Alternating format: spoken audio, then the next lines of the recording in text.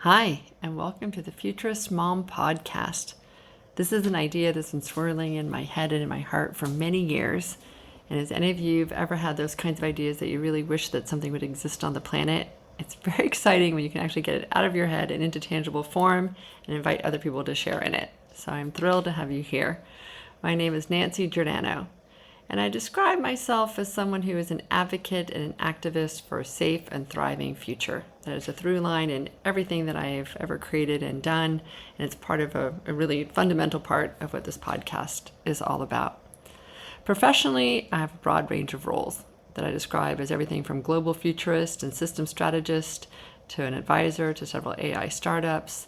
I'm a gatherer, and I've created events that literally introduce people to new ideas and new ways of thinking about things, both in real life, like for TEDx events, and online, as we describe the new story that we're heading into.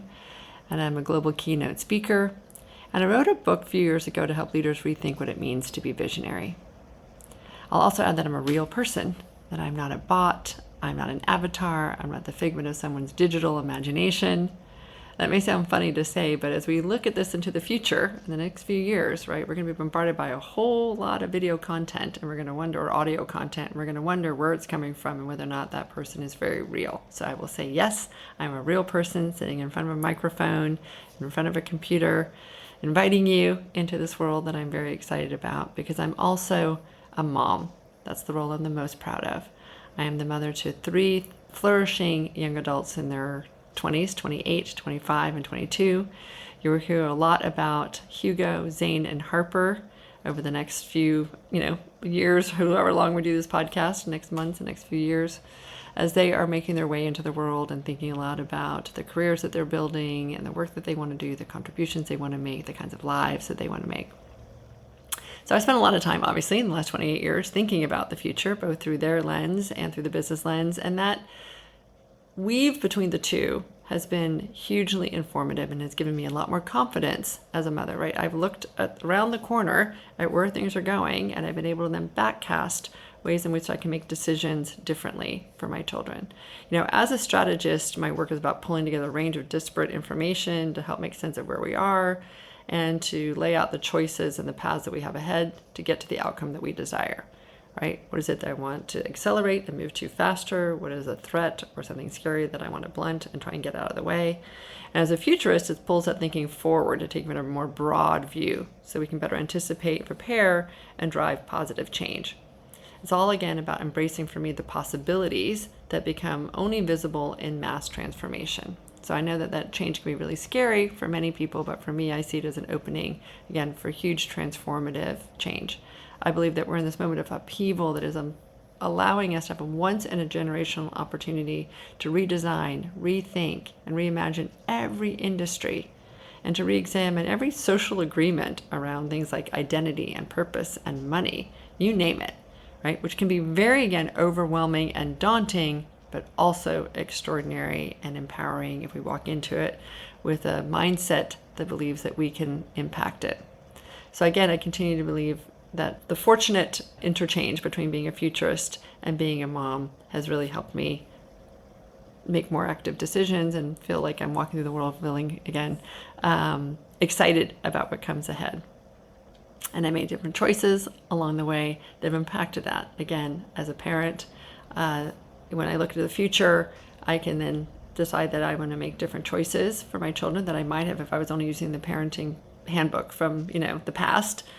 I've definitely had some moments in time where I had to really rethink something and think about, well, if this is where we're headed, I need to really change the course or change my approach.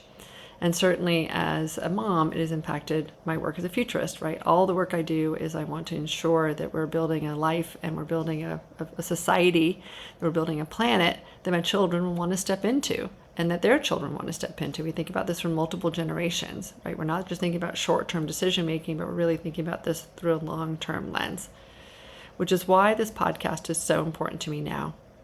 After decades of helping organizations and leaders around the world grapple with change, it's clear that a rapidly changing world is putting so much pressure on the shoulders and minds of parents, caregivers, and kids today. We're all bombarded by headlines that warn us of tech domination and job loss and severe weather catastrophes and violent behavior and arguing politicians that at some point also sometimes make us very afraid that we might be heading into new wars. And old roadmaps just don't help us today. I've been in rooms where the same parents, like one set of parents believes one thing and the other parents believe very differently. One set of parents can be relieved that their children have never tried a ChatGPT or even been on a screen. And other parents in that same room can be just as proud that their children are using those applications or those tools to build, new solutions, to build a new application, to create an AI-generated film. So it's complicated, right? We all have to make decisions about what we think is the right way to prepare our kids for this world that we're heading into.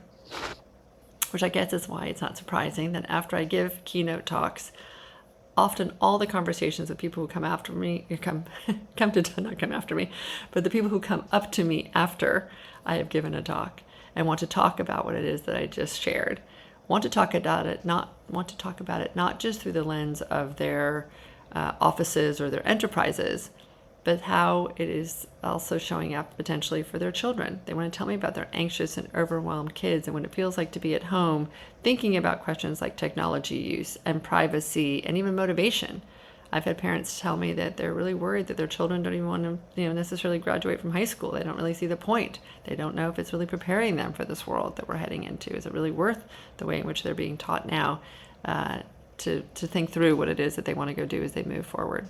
And they wish that their anxious or overwhelmed child could have heard me speak, could see some of the examples that I give about how things are taking shape in really positive and fascinating ways around the future of healthcare or renewable energy or urban design or the space economy or food production or housing. Like there's so many amazing things that you think about in terms of vertical farming and 3D printing and, autonomous this, that, and the other. Like it's exciting when you can, see it from that lens.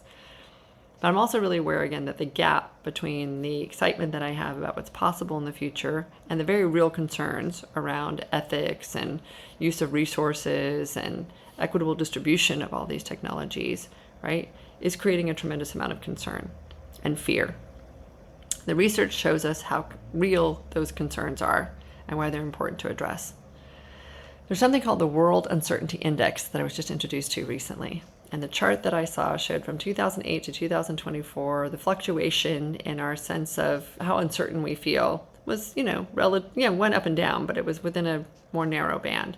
And that suddenly in 2025, it shot up like a rocket, is exponentially multiple times higher, our levels of uncertainty now, which is not surprising when we see all the things that are happening in the world around us.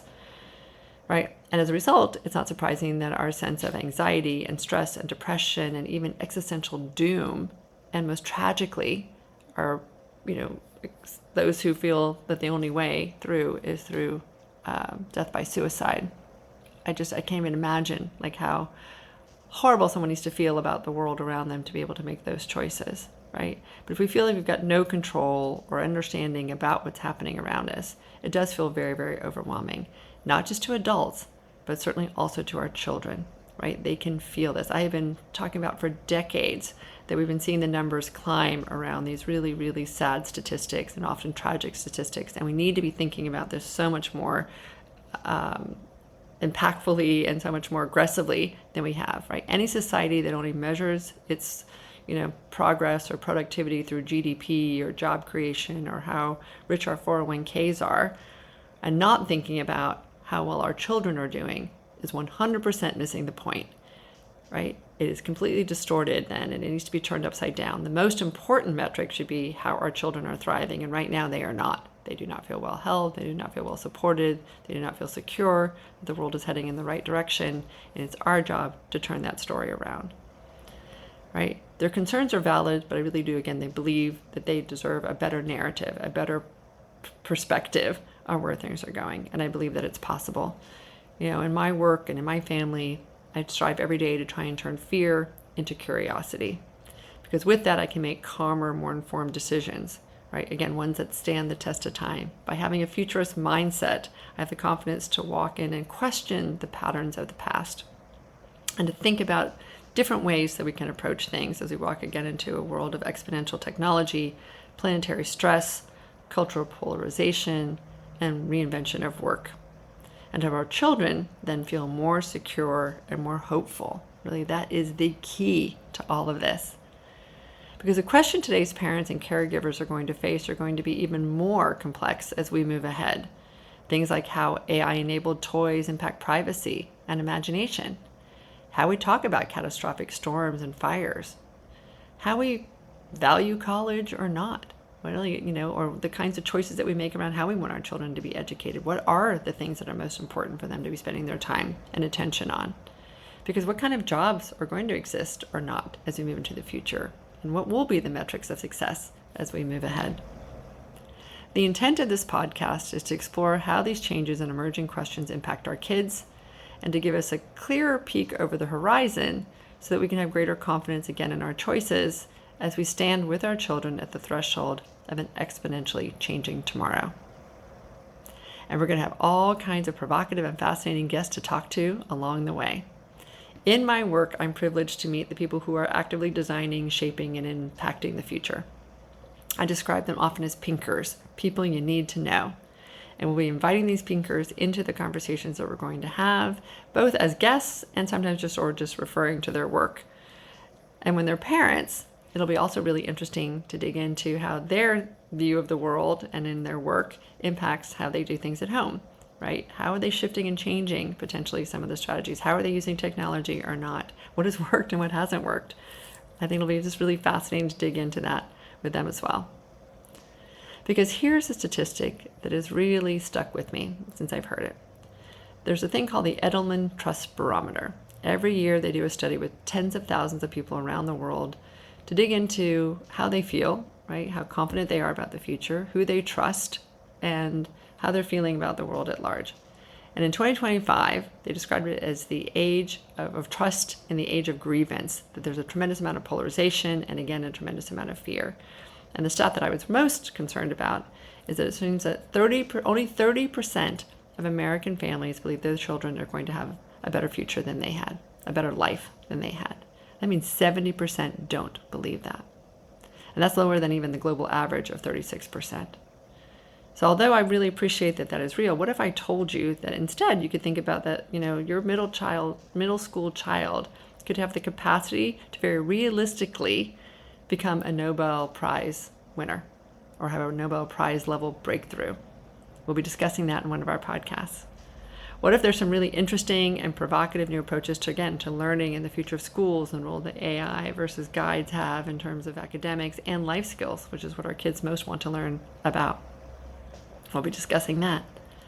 What if I could introduce you to student-led innovation and activism and empathy initiatives all over the world that are having a tremendous impact and not just allowing children to wait until they're adults to make change, but allowing them to actually be active contributors and stewards of the world around them, even at a young age, right? Would that change the way you feel about the future? Would that impact the conversations that you have with your child and the expectations that you have for them, the decisions that you make on their behalf, but also hopefully with them? Could these give you even yourself reasons to be excited about the future? That is my hope.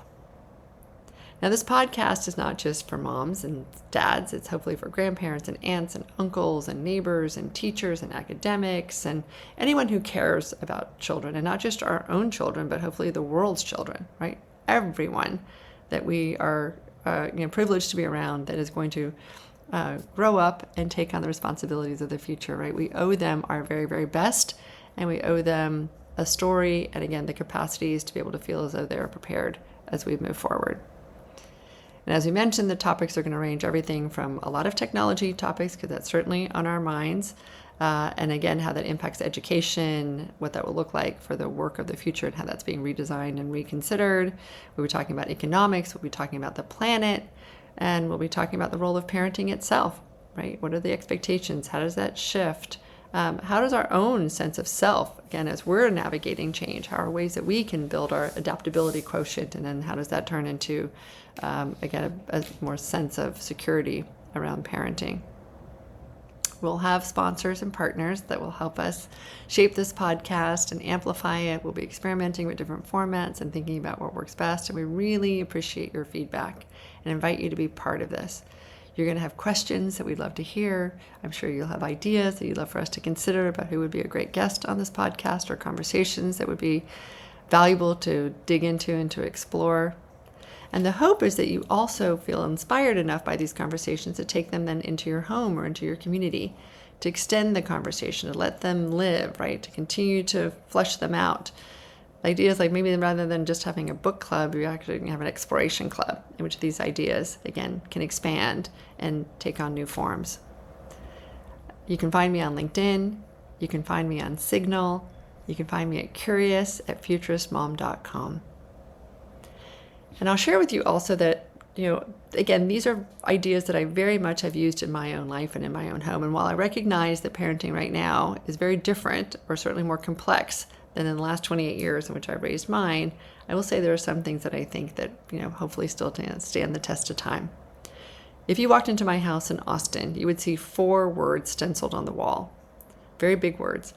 And they've been there since my children were very young, and it's very much influenced. It's sort of become the blueprint, I guess, for how they've been raised. Sometimes subliminally, sometimes very actively. They've written about them in their college applications. The 4 words are wonder, thank, do, repeat. Again, if we don't know the exact skills that the future demands, we will know that there are certain capacities, the ability to be curious and to wonder, the ability to work in gratitude for both the inspiration you were given and the people who can help you do something about it, to have a sense of agency that you can create the solutions that you think exist on the planet, or the new ideas and inventions that you're excited to offer to the world, right? And to have the capacity to do that over and over again. So as we step into this podcast together, I invite us to do the same thing, right? To walk in with a sense of curiosity about what will come next, about what does it mean, again, to have AI guides in the classroom or robot nannies in our homes, right? Ways to address eco-anxiety that are really empathetic and hold our children well. Ways to appreciate the growing impact of gaming or sports betting, which is also a pretty scary thing. So there's like gaming, which is having a huge impact on our children, and some of the outcomes around some of that more risk-taking behavior that may not be as healthy, and things that we need to be paying more attention to. And be really curious about ways that we can instill confidence and self-confidence and a sense of agency from day one, right? As a young mother, I really studied what does it mean to raise children in such a dynamic world. And I found a parenting philosophy, a child-rearing philosophy that I felt, again, gave me a tremendous amount of confidence that my children were going to be more prepared. And so I have to say it's turned out to be a good choice. So we'll introduce you to that way of thinking too, and just give you another option. And again, the range of children is, again, from infant all the way to young adults. So some of the conversations might be more relevant for young parents, some maybe even for grandparents. But the fact is that most of it will cover the range across all of it, because these are the universal concepts as we're navigating this together. I thank you for sharing your time and your attention. And I'm deeply grateful that you care so much about children, again, both ours and the world's, to have these conversations and to spend time listening to these guests and to the topics that we're going to be digging into. It makes me feel a lot better about the future when we spend time really invested in thinking about how we can make it better for them. So let's actively and intentionally do our best to calm our anxieties and create a path that prepares them for this new world versus retreats to the roads of the past. One that offers a sense of security, a more positive story, and confidence that they are prepared for whatever lies ahead. Welcome again to the Futurist Mom podcast. Please subscribe on your favorite platform. Help us grow this community and trust that we're in this together. Thank you.